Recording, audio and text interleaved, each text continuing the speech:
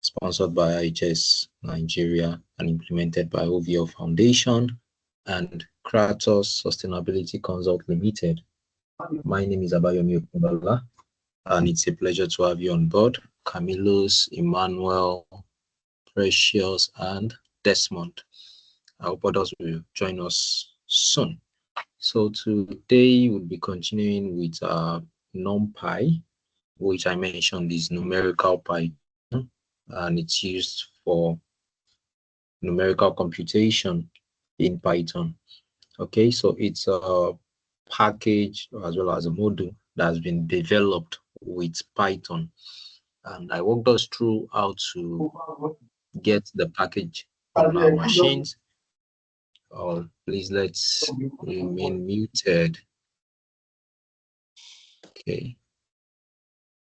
All right. So the first thing we need to do is we install the NumPy library. You can use the pip manager depending on your environment. So it's best you check out the documentation to see how you can install in the environment you'll be working with.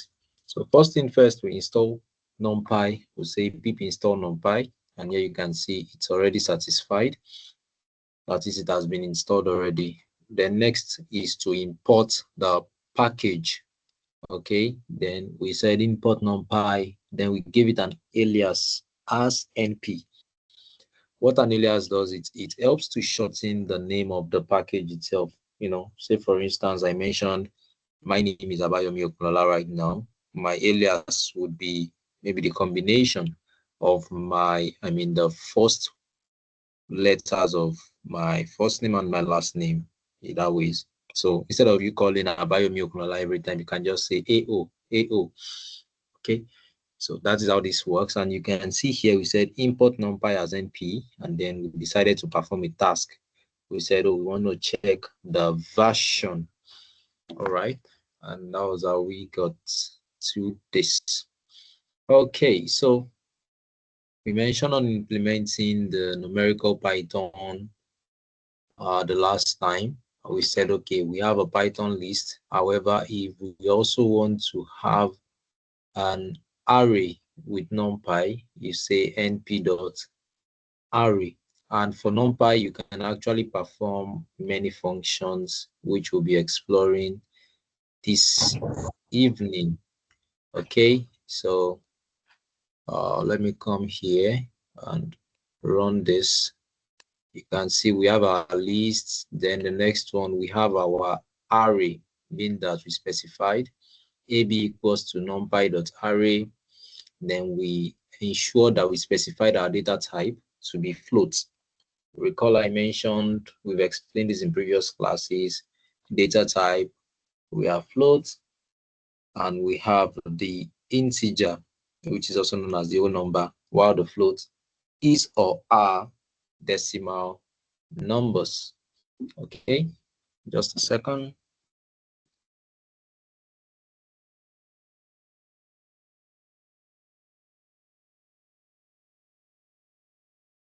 Okay, so going on, we have this here, one dot, because we specified it as a float.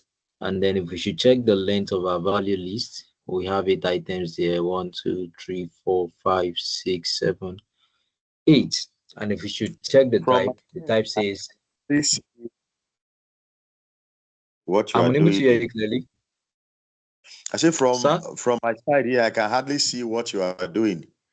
The side that was really clear for me was at the top, but where your mouse is, I can hardly see it. If I can see anything there, if I understand very okay. Can you see now? I think it's better now to check the type.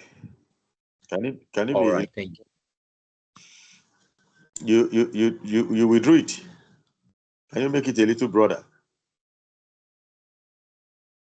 Are you joining on your mobile device or on a PC? So I can confirm. Mobile device, not a PC. Okay, so try to zoom in on your mobile device. Okay. I have done that. I think it's a little clearer now to check the type. All right, thank you. Value list.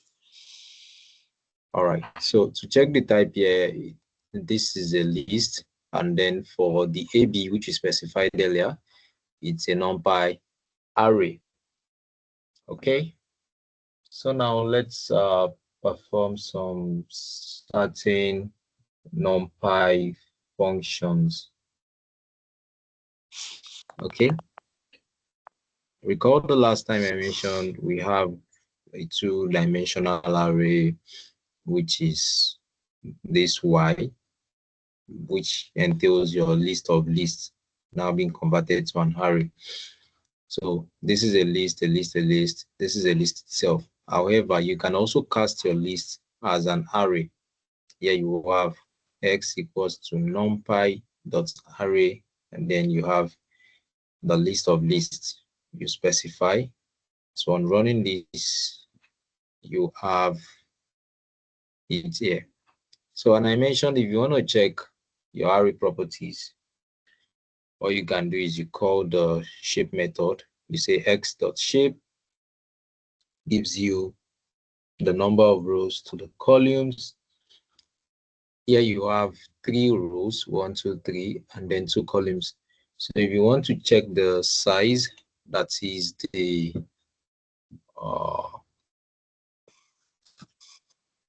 total,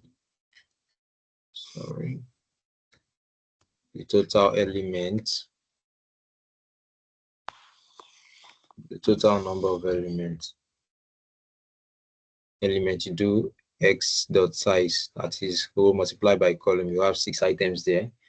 And if you also want to check the dimension, let me put that number of dimensions. So all you just need to do is just call your x dot ndim. Let's run this. You can see it says we have 2. That is, it's a 2-dimensional array. Okay, so we've been able to check the properties right now.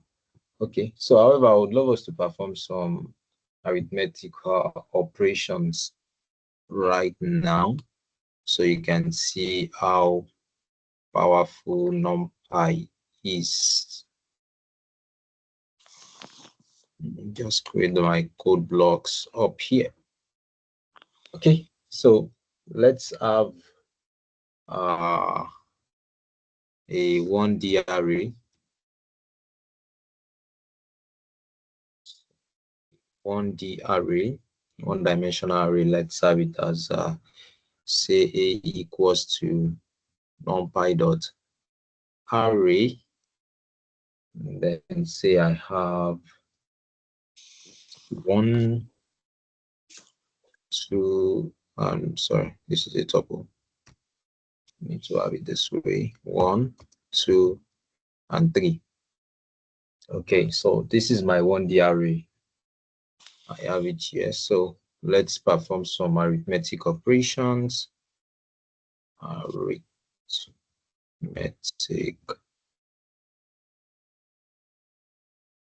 Okay, so first thing first, let's do addition.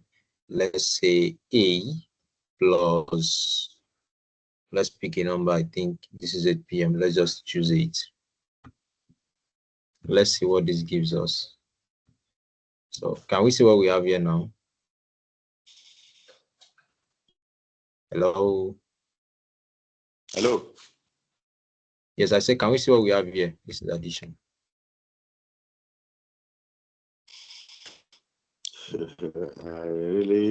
I'm not catching up, Claire. Okay, so I mentioned that NumPy is used for numerical computation, right? And here I have an array, 1D array. I said, okay, for every element present in the array, I want to add the value 8 to them all. Okay, so this shows you the power of NumPy arrays. I mean NumPy itself for numerical computation. So all I just had to do here was just say, okay, I want to add the value 8, okay, to my array. Addition of 8 to the array. So element wise, you can see 8 has been added. So here you have 1 plus 8 gives you 9. The second one, 2 plus 8 gives you 10. And then 3 plus 8 gives 11. So also let's try subtraction now. So let's say we want to subtract 1.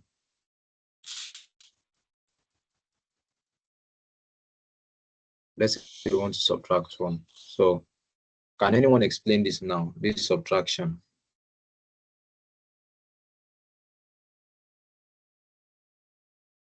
Can anyone explain how we got this answer here, 0, 1, 2?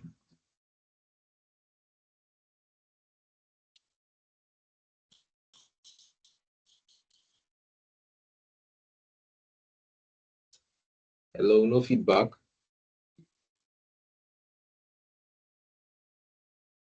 Emmanuel, Camillus, Desmond, Jisu or something, Precious, Joshua. Yes, you are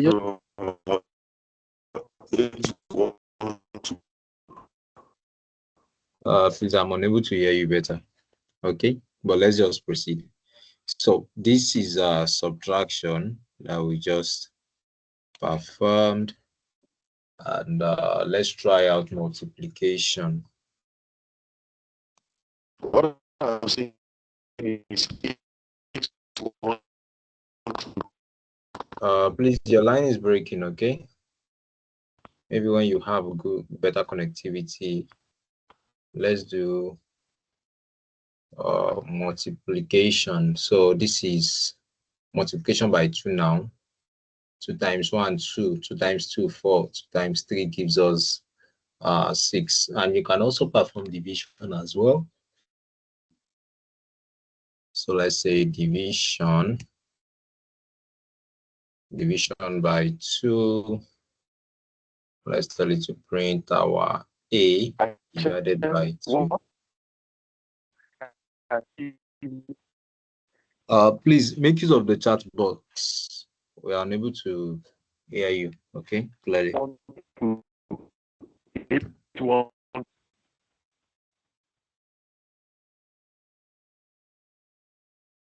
Please make use of the chat box, okay?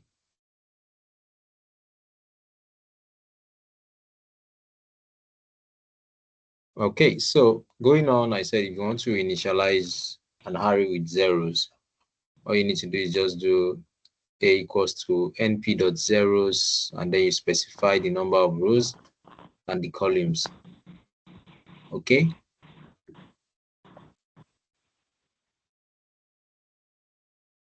And if you want to work around with ones, it will be number of rows as well and the columns.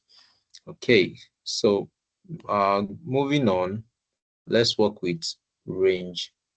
So range is so powerful in Python that it has a starting point, it has a stop point, and as well as a step.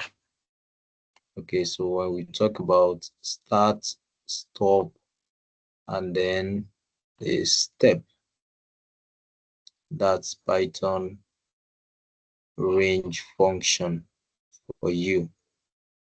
Okay, just a second.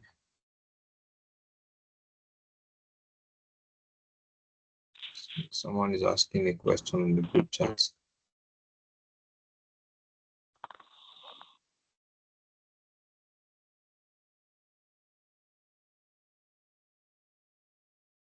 Okay, so in case if you want to speak, just drop a chat. Might be on the WhatsApp or here on the call, so I can pick it up. All right, so I said for range, it has the start, the stop, and then the step. So for instance, now I want to have a range of numbers from 0 to 12. So I'll just type in my range. So you can see I have 0 and 12. And I mentioned most importantly about reading documentation. Okay, so hovering on range right now, you can see we have range. If you are declaring only the stop, then to give you a start, stop, and a step. So if you omit the start, it will surely give you a 0, just like we have for the 0, 12 here. And then if you skip the step, it's just going to be that way. All right. However, in this case now, we have a range of numbers, say from 0 to 12. How do we get to list out, explore what we have inside that range? So what we can do is we can convert that range to a list. Okay. And to do that, all you just need to do is just cast it. So here, let me say I have my X. Let me print my X now. I have my X equals to range 12. Then I have my Y here. So I would say my Y is equals to list of X, right? So let me print my Y. My Y gives me 0 to 11. So this is one beautiful thing about range that I need you to know. What? The last value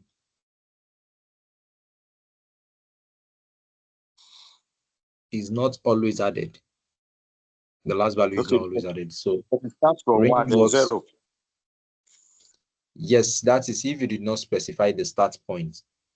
Recall here we started with, we just wrote 12 here. So that means that is the stop point. The default is 0.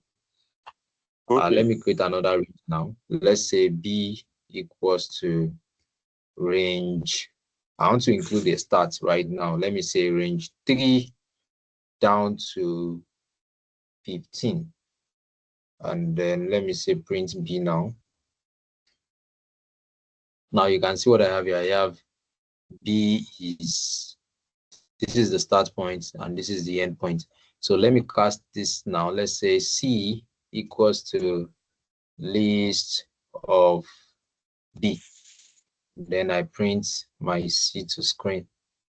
So can you see what I have now? I have 3, 4, 5, 6 because I specified the start point here. And at the end is 14. Yes, so it always has -1. So let me over on this so you can see the documentation where I was trying to explain. So it says range returns an object that produces a series of integers from start, which is inclusive, while the stop is exclusive by step. So the stop point is always the last value -1. So for instance, now if you want to see a range of numbers that would end at 15, that means you need to tweak this and write 3, 16 so that 15 will be your last value, because range works as the stop is exclusive, which is J -1. I hope that's clear. Yeah, I understand that.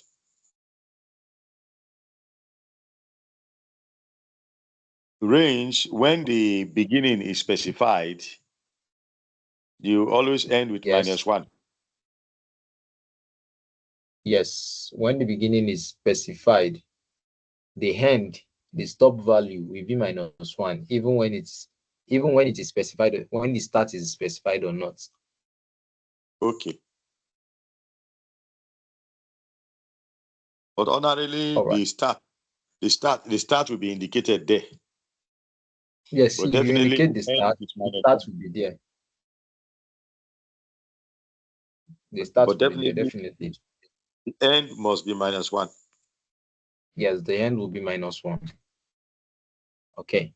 So now we've seen range, and for range here, we saw that we had to cast it as a list, but with NumPy. So NumPy has a method called NumPy arange. Okay, so for this NumPy arange now, say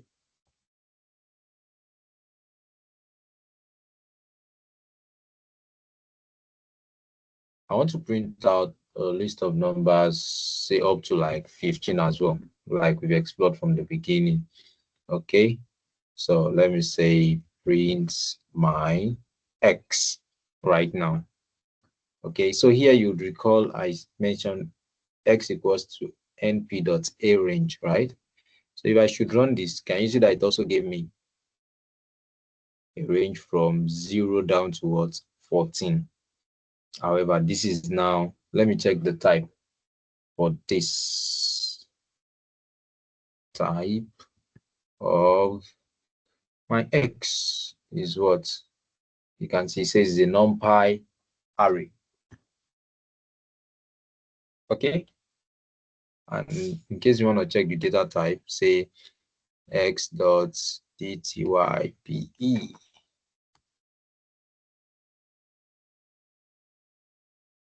So to check data type. Wow, this one to check properties.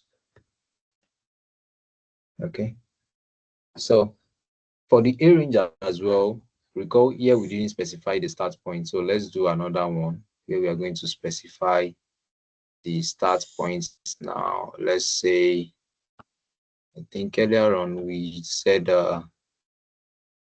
let me do from 2 to 12 now. And let's see this. So you can see for this as well, it also returned the value. Okay, starting from the start. However, the end is as well minus one.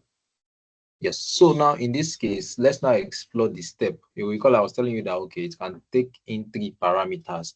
That is the start, the stop, and the step. So say for instance, you want to say, oh, we want to divide 5 loaves of bread amongst, say, once you give it to the first 5, skip the second 5, you know, go to the next 5. Like for instance, you want to do a step, say after counting 5 steps, go to the next 5. After taking 5 steps, go to the next 5. Okay, so that will be like 5, then you jump down towards to 10, you jump again to 15 to 16. So that way you would implement what we call a step. So let me paste this as well. So for this, the start and stop values indicated in the arange function. So for this guy now, I want to indicate start, stop, and the step value. So here now, let me say, okay, I want to see it in twos. So here you can see it started from 2, then added a step of 2. 2 plus 2 will give you 4. Add another step of 2, 6. Another step of 2, 8. Another step till you got to 10. So the next step of 2 will be what? Hello? Hello? 10 plus 2 will give you what? 12. 12. Now recall that 12 is our stopping point, and it's always what? J minus 1. So that is why you see that what? It stopped here at 10. Yes. So it's ended here at 10 only. So that way you can see that, oh, that is all. Yes, because you had a step value of 2. Okay, so now let's explore more mathematical functions.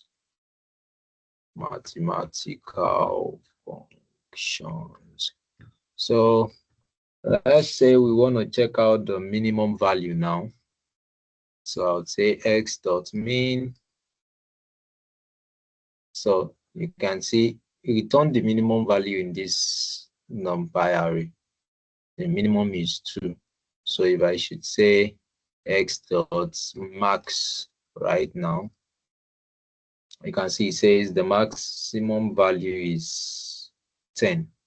However, let me use the print statement.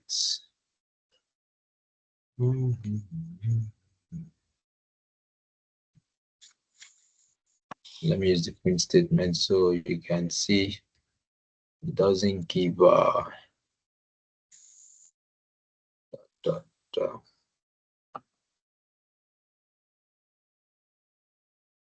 int x dot max. All right. Minimum value 2, maximum value is you can see 10. So let's print the sum right now. You know, the sum is going to be what? The addition of everything. Sorry. X dot sum. And then you run it. So now this is 30. X dot sum gave us a sum of array values. This one would be that it would return max value of array.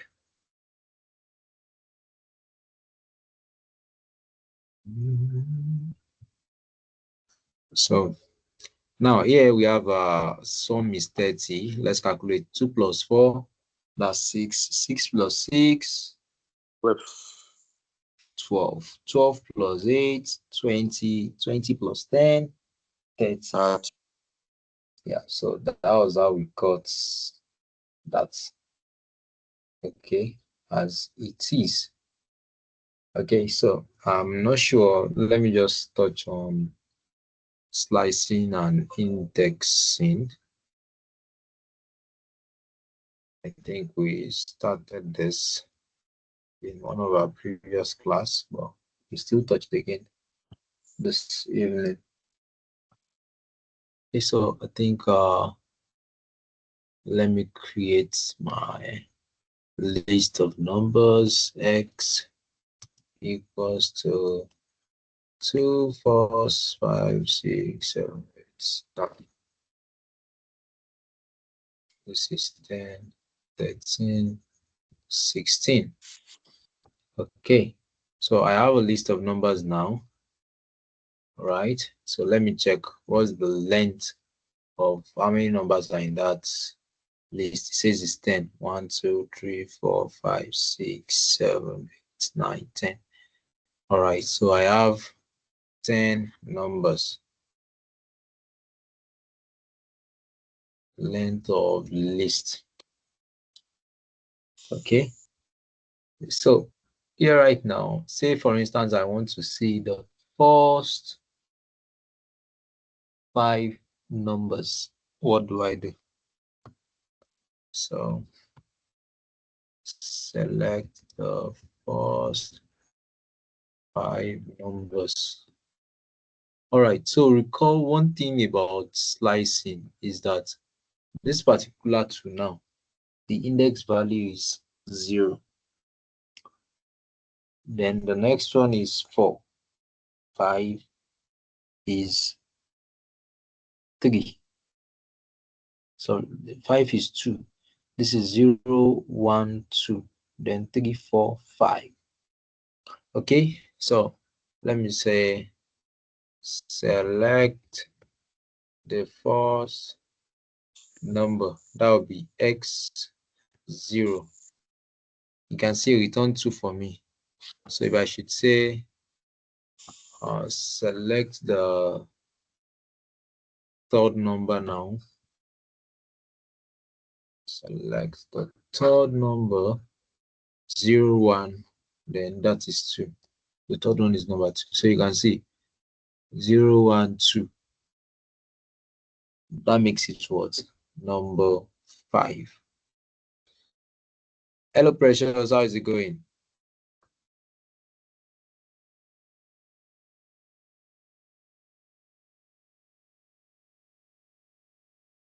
Hello.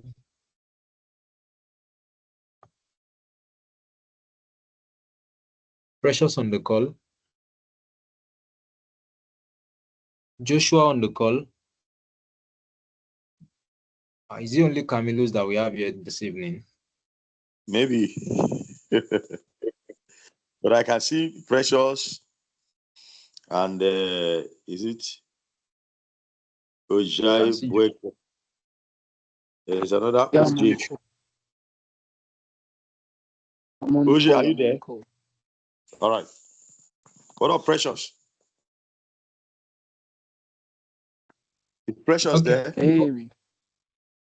Yes, we can hear you, Joshua. No issues. Yeah, I can hear you. No issues. Let's just keep pushing. Okay. All right. Hello.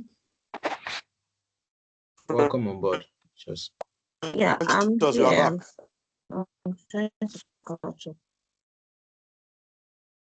The network is really bad. Sorry. So for slicing and indexing. All right, welcome. The start point, like I mentioned, network is 0, 1, 2, 3, 4, and so on and so forth. That is if you are starting from your left to your right. However, if you are starting from your right and coming to your left, that would be -1. So let me create a new cell now. So let me say select the last number. That will be x -1. And that should give us what? That give us 16. Okay, so that is one way. I thought the last number was 16, so -1 will be 15. No. We are currently on slicing and indexing now. Okay.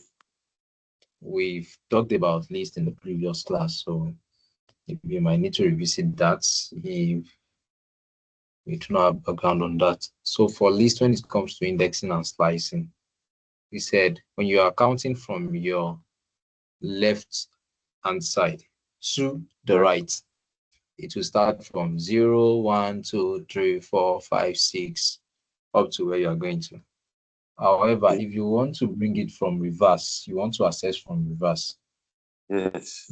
Because now we can see that, oh, maybe our values are really small. So we can start counting that where is the location. But if you want to do the reverse now, this 16, the index will be -1, 13 will be -2, -3, and so on and so forth. Okay, so this last number now, you can call it -1 because you are trying to move backwards. And if you want to say you want to move forward now, that will be 0, 1, 2, 3, 4, 5, 6, 7, 8, 9. Okay, recall that the length here is 10. So the last number will be what? The index will be 9. So let me do that. I said x bracket 9. So you can see that also gives us what? 16. Okay.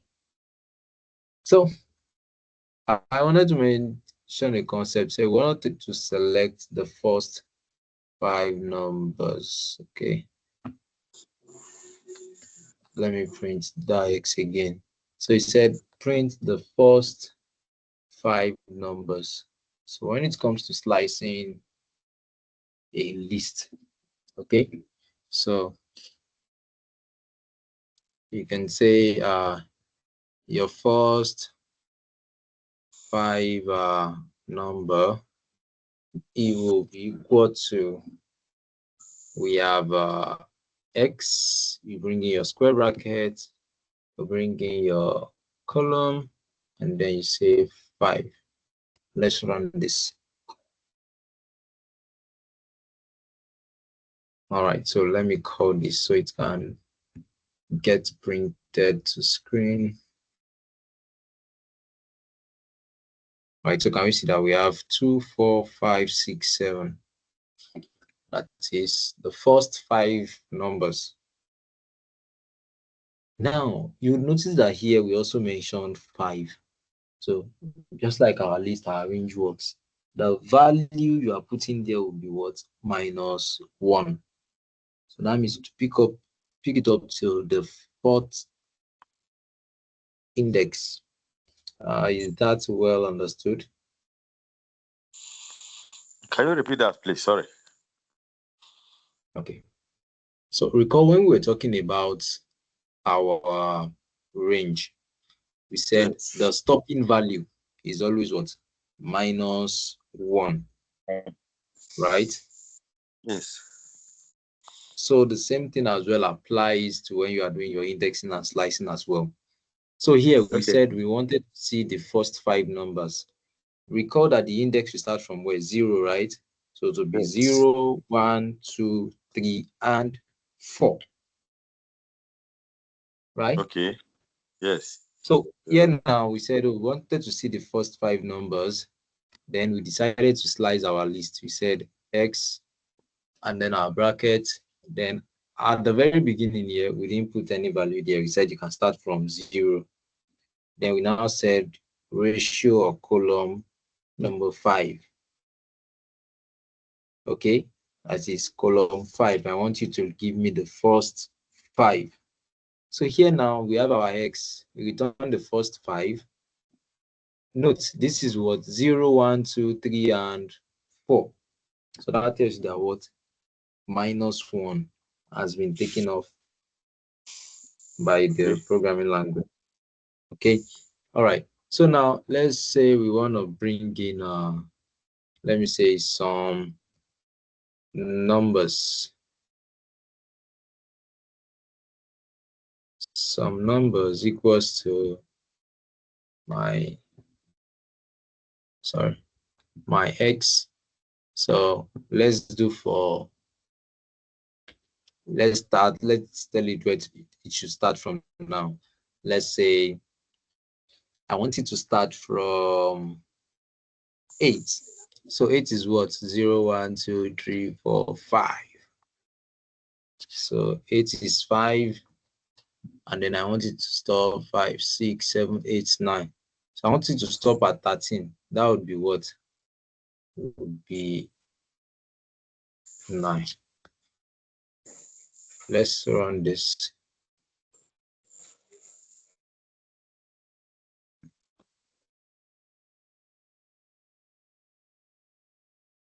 Okay, so this is what we have now.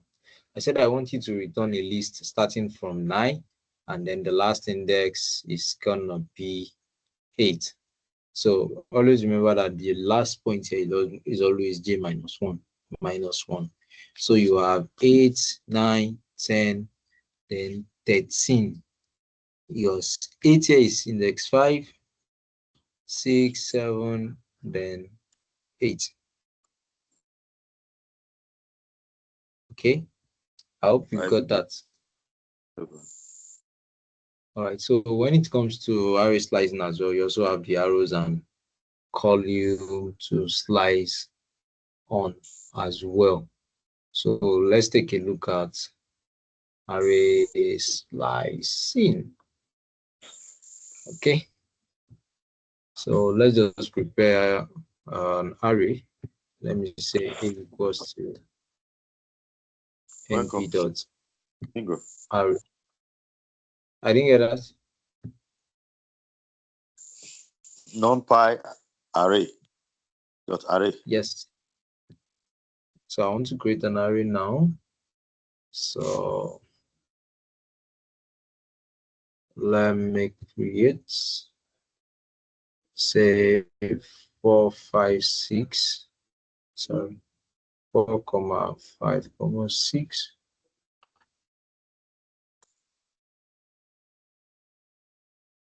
Then you have another array, 3, 2, 1. Sorry, why am I not used to comma here? Then let me have another one, say 8, 9, 7, 8, 9.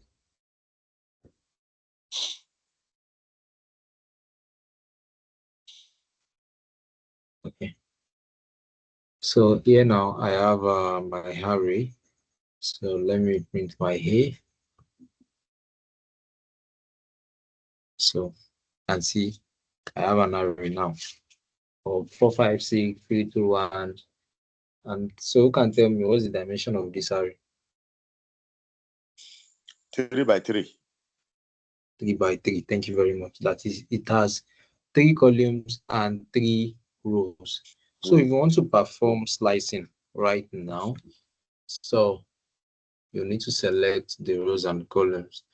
Okay, so the rows, when it comes to slicing here, you have the first one as rows, and then the other one as column. Okay, as column. So we have A now. We say we want to subset the first column, and then all the values in the rows we want it to appear. If I should run this now, can you see what it returned? It returned what? 5, 2, and 7. Why? Because I told you that, okay, it should look through each of these rows. That is this column that you see here. Then it should now go to the first column, that is, this is 0, and then what? 1. Okay, so that was why I picked 5, 2, 7. Okay, I hope you got that. No. Let me check the charts. Okay, Precious says she's trying to catch up. Okay, Joshua, you can ask your questions. All right, thank you. So the question is based on cell 45 and cell 41, where you have 5 and 41. Yes. Okay. Where you have cell 41. It's where you have first 5 number equals x. Then you have to recall first 5 number again. Same thing for cell 45, where you recalled some underscore number. Why do you have to recall like those wordings before you run the code? Okay, so I mean, I have in this variable down here again, right? Yes. Okay, so this is it. First thing first. So this one now is called variable assignment. We've talked about this in the first class. We said your variable, just like you have in x is containing your y. You know that your x will serve as a container. Okay, so in Python, if you want to print to screen, the standard is to say print and then the name of the variable. Okay. Okay. So for this guy now, if I should run it, you can see that it just ran to memory. It didn't show the result out. So if I should say print now, you can see that I printed it to screen. All right. So another way again is you might not need to declare the print statement and just write the variable name only. Then it would go through. Okay. Okay. Thank you. All right, you're welcome. If you have our questions, let us ask. Okay, so we've been able to slice through an array. Okay, so let's say we want to select the last two columns in the last two rows now. Select last columns.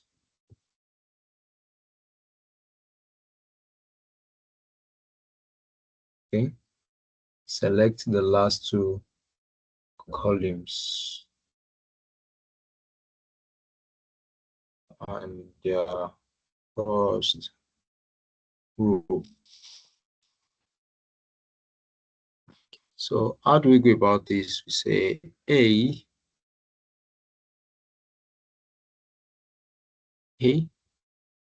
already wrote my A, and I have my column, and I'll say, okay, I want to see the last two columns, right? And the first two rows, indexing 0 and then 1. That will give you what my first two. So that's why I have 2 here.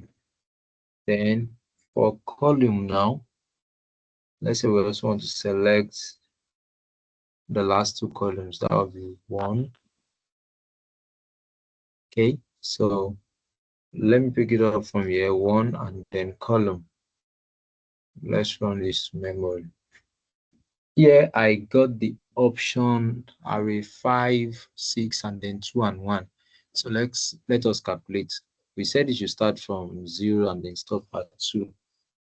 Okay, so here I would have 0, 1.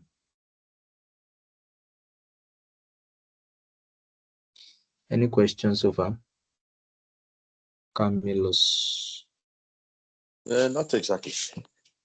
Nothing exactly. Okay, so here we said 0, 1. That is the first two rows. Right, and then the last two columns. Yeah.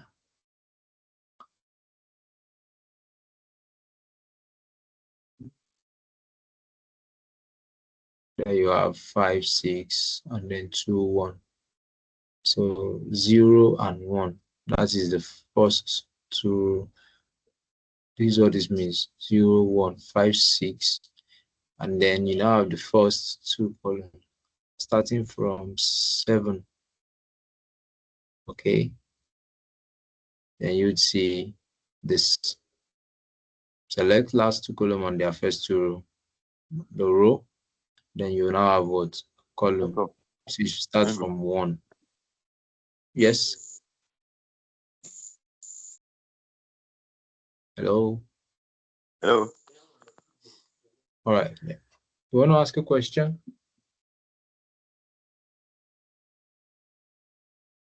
I'm confused. The line is still breaking at your end. I'm getting confused.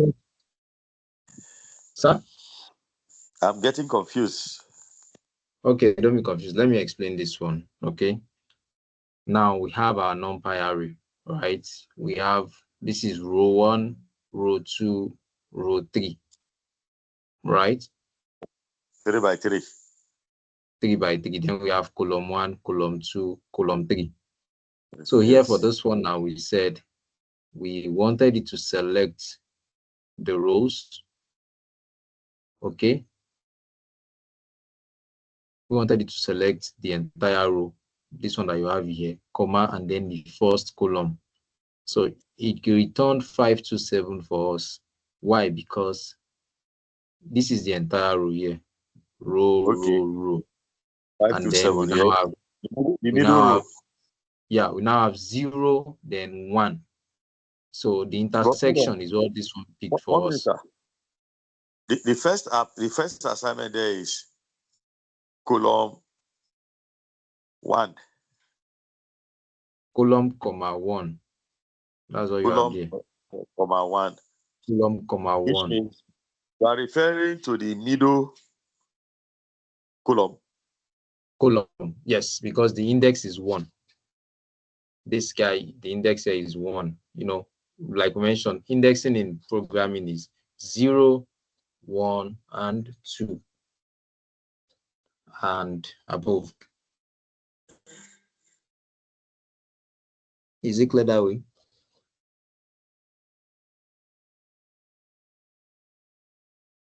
Hello? Okay, so the intersection of the rows and then the column, that was how we got this 5 to 7. So now we say let's move forward and see. Okay, we have for the rows now, we said you should select the first 2 rows. So yeah, you would see that I starting from 0, and I said stop at where? Stop at 2. That means it's going to give me 0 and 1, right? This will give me 0 and 1 for the rows. Then for the column now, I said it should start from index 1 up till the end. That is 1 column to end here. So the intersection now, we have our first 2 rows, row 0 and then row 1, right? Then starting from 1 right now, it will return 5 and 2, what you have here, then 6 and 1. So this first part is for the row, while this other part is for the column.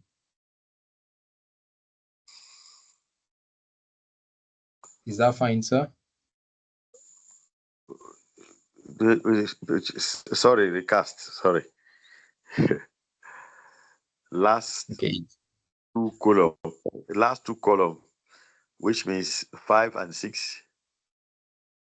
Yeah, last 5 and 6. 5 and 6. Then and their first rows. I said you should return the first 2 rows. Okay, so let me break it down. I said this column 2. Column 2 here. Who are their first 2 rows? Which we are looking at 5, 6, 2, 1. Yeah, column 2 here we translate to what? Index 0 and 1, right? Recall J minus 1. The last value will not show. This is for row, right? Now, we now said, okay, for the column part, we said 1 and then column. Tells us that what? Start from index 1 and then stop at the end. You know, this is just 1 and then 1 column, right? Start at index 1 and stop at the end. Even though if it's not a 3 by 3 or a 4 by 3, depending on the size of the matrix. So this is for the column. Okay, so let me bring this in here and just paste it here. So for this column 2 right now, it says start from index 0, this is 4, 5, 6, and then 3, 2, 1. It's going to stop at here, 3, 2, 1, because this one is 2 minus 1. Okay, now for the out. Sir? 3 and 4 will be out. Why we pick 5, 6, 2, 1? Yeah, 5, 6, 2, 1 will be picked due to the row. So it's just like an intersection now. So for column now, we have index 0, we have index 1. So index 1 is starting where this 5, 2, and this guy here. So due to the row, you know, where the intersect is where it's going to pick now. So okay, you selected the first 2 rows, then I want you to subset it to the first and then the last. I mean, everything starting from the first column, the second column, third column till the end. That is what this 1 ratio means. Okay. I hope that's cool. That's looking at index 1, stop at the end. Yeah, index 1 stop at the end. That's how we got these guys here. Okay. All right, so that will be off on NumPy for now. So let's take a look at Pandas library.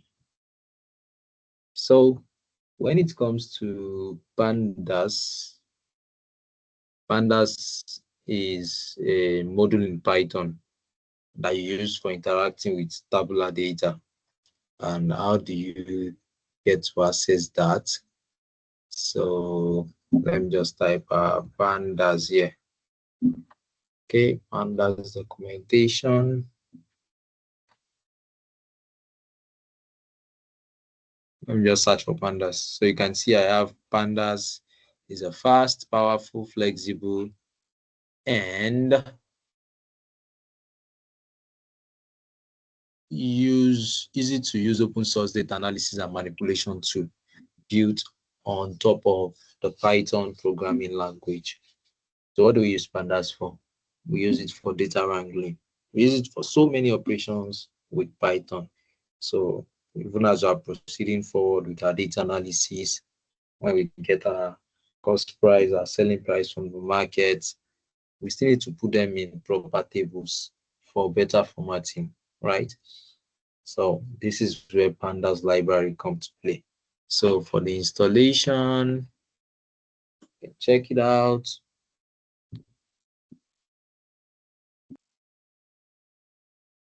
It's coming out.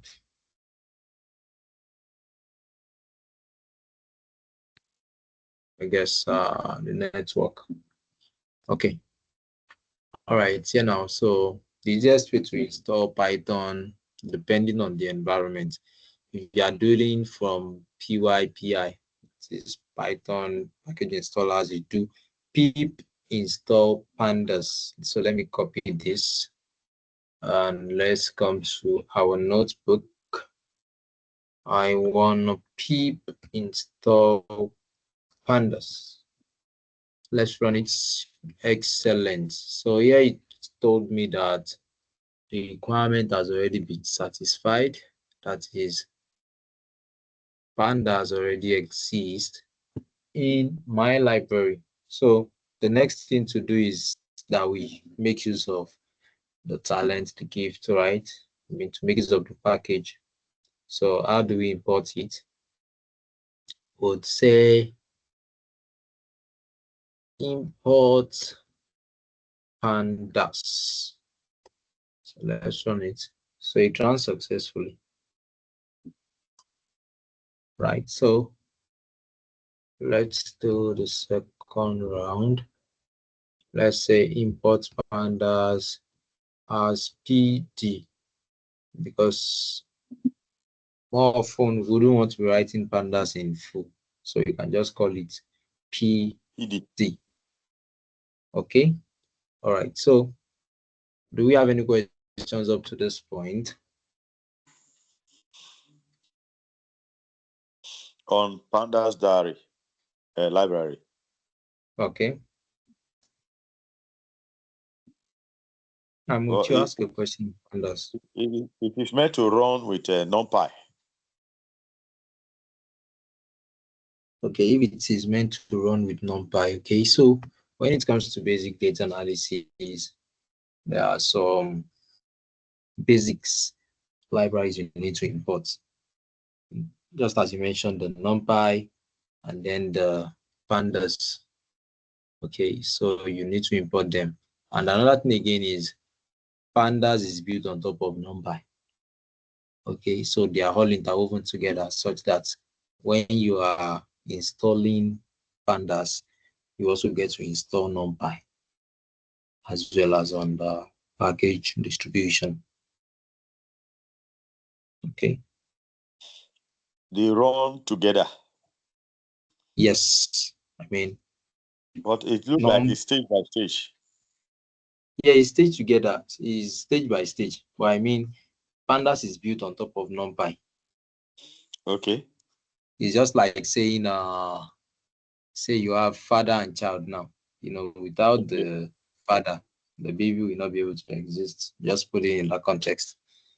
So you can see what we did for pandas here, it had some certain dependencies that if these things are not there, it will not be able to run sufficiently. They run interwovenly.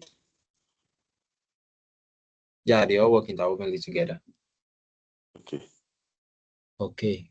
All right. So this is the beginning of the pandas library. So I would love you to read on how to import files on pandas. Then we'll continue in the next class, which is on Thursday by 7 p.m. Okay. Sorry, I have, is it a question? Will I call it a question or I just want to be clarified. Okay. For my own understanding, NumPy, from everything you've taught us, NumPy, is it like a library that you should have installed so you can carry out numerical operations like addition, subtraction, indexing, sequence, and the rest of all those numerical operations? Is that what NumPy library is? Okay, so just a second. Let the documentation itself. Hello? Hello, can you hear me? Sorry, I didn't get you. Sorry, I didn't hear you. Okay.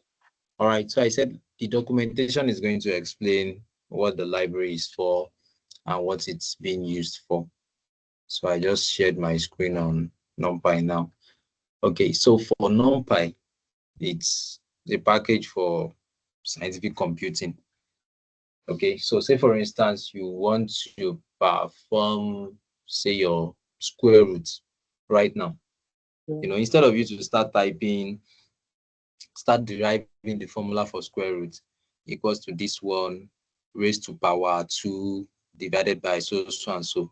With NumPy now, NumPy has already been built in such a way that you just need to call the methods up from it, and then you'll be able to make use of it. So here you can see it says NumPy has powerful n-dimensional arrays. And if you want to use it for comprehensive mathematical functions, such that you don't need, for instance, if you want to do Fourier transforms now, Lagrange, interpolation, and all sorts, with NumPy library, you can do that. Hello? Sorry, come again. Hello?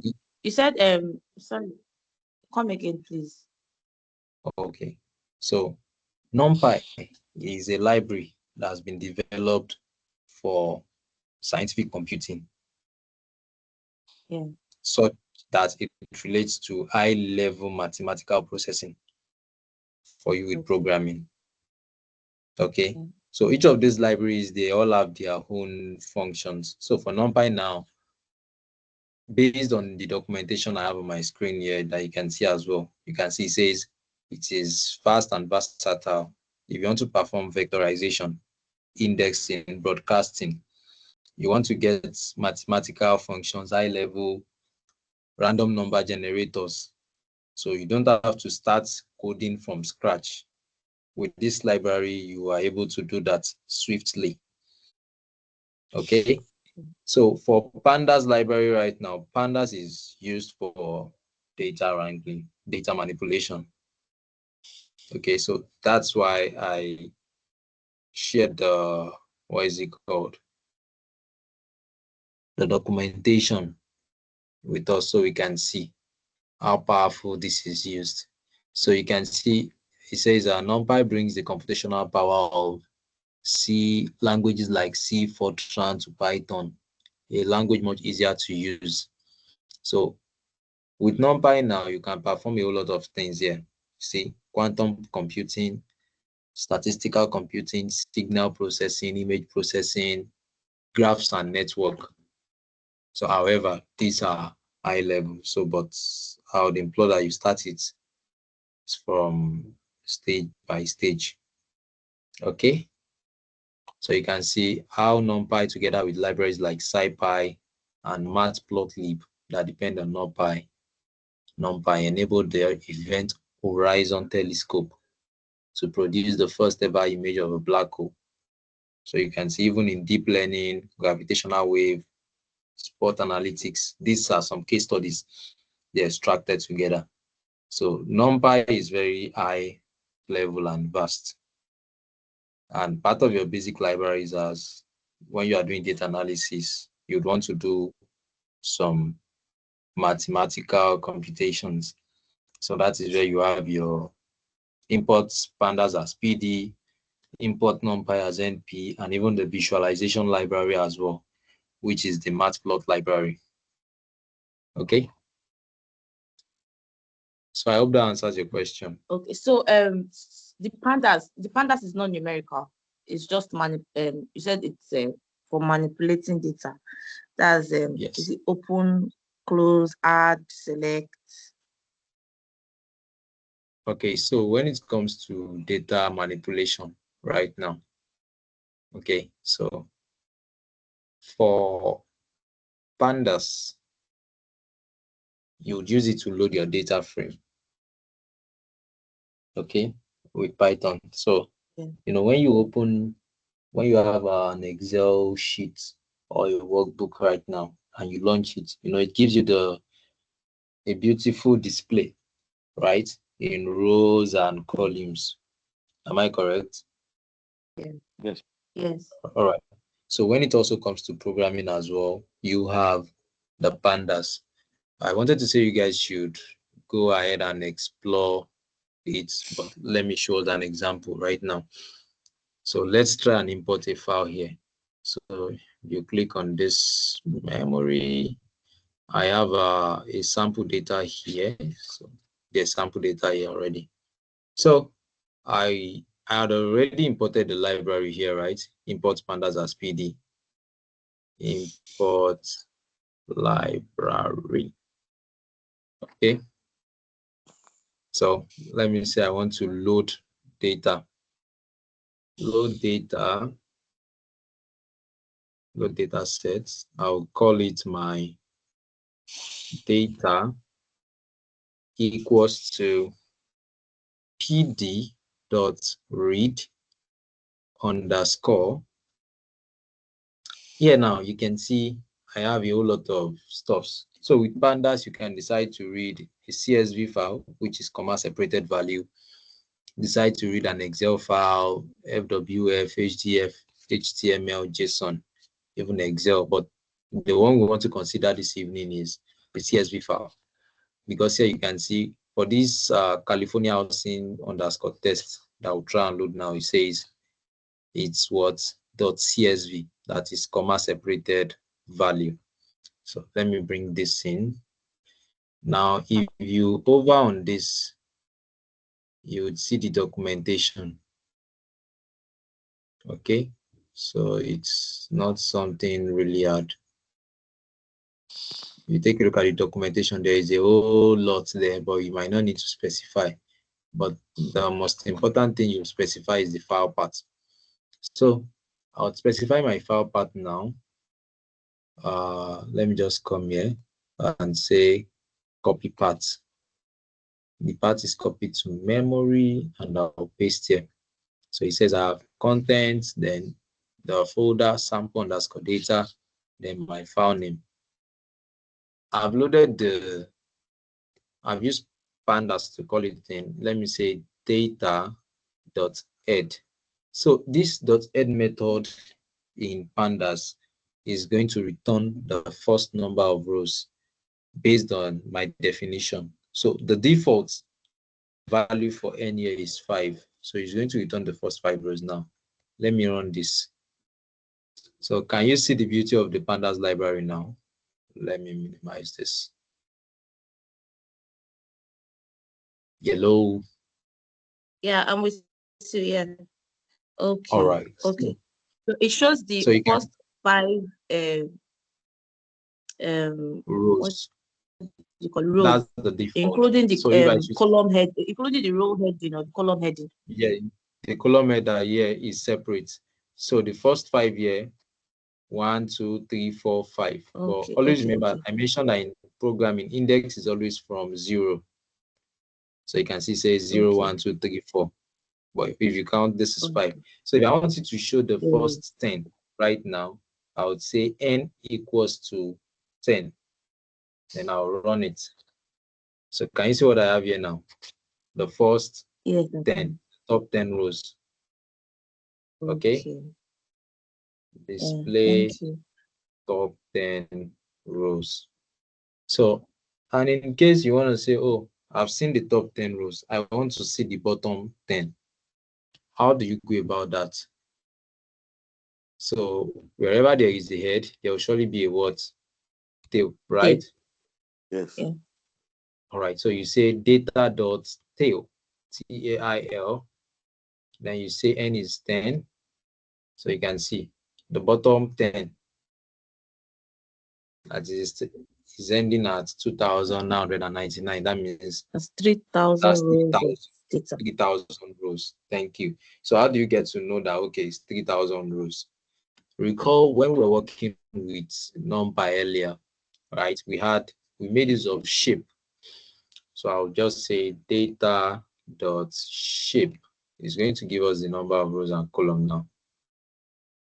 Can you see? This is 3,000 rows, comma, 9 columns. Let's count the number of columns.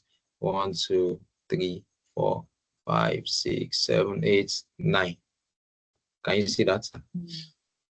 Yeah. Yeah. Print number of columns.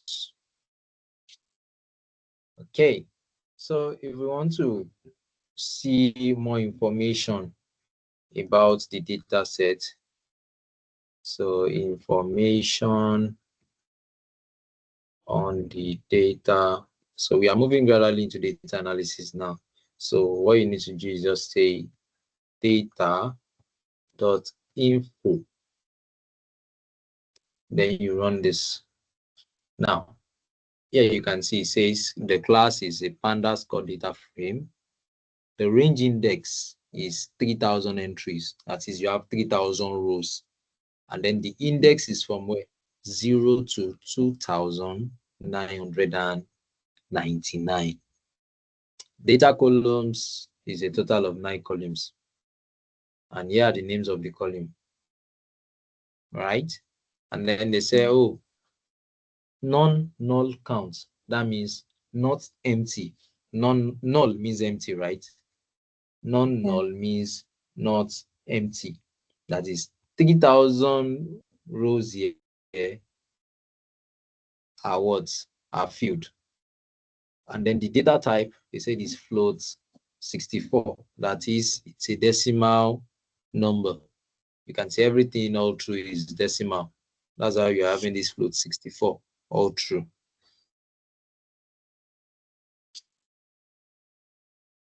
I hope that sounds great. Not exactly. Yeah, thank you. All right. So let's call it an evening here.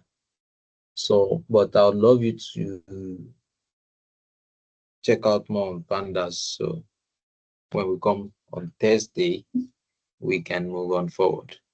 Any more questions before we call it an evening? Hello, Anthony. Yes, please. Okay. Is it possible for you to give us maybe an exercise so we can know whether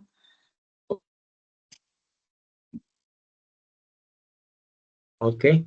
So I'll if possible share the documentation and the link to documentation with us. All right, so I'll do that now. I'll drop it on the call chat here. So all you need to do is just create a copy of the workbook if you want to work on it. Okay.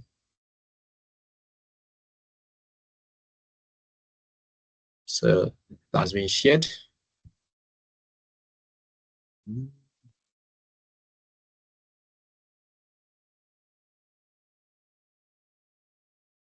Thank you. So the task could be updated here. What you need to work on. So there will also be a task on the NumPy aspects. Okay, as well as a task on the pandas. Okay, so would that be all? One more thing. Is it possible for us to have a link to the recording as well, so we can always go over? All right, so that will be communicated to us on, the availability of the resource. Okay. Thank you. All right, welcome. Sophia on the call.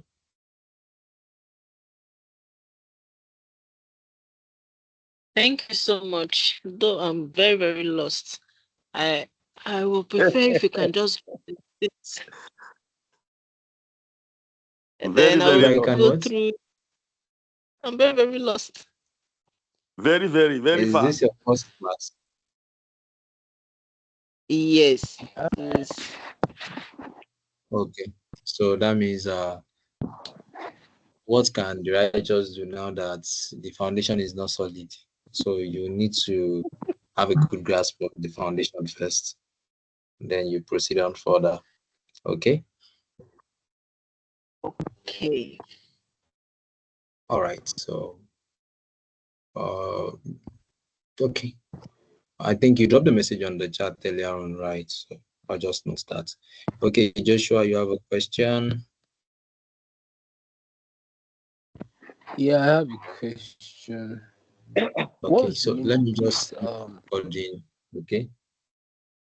Just hold on. Let me stop recording so we can just take the questions and call it an evening. Thank you, everyone, for joining. See you in the next class.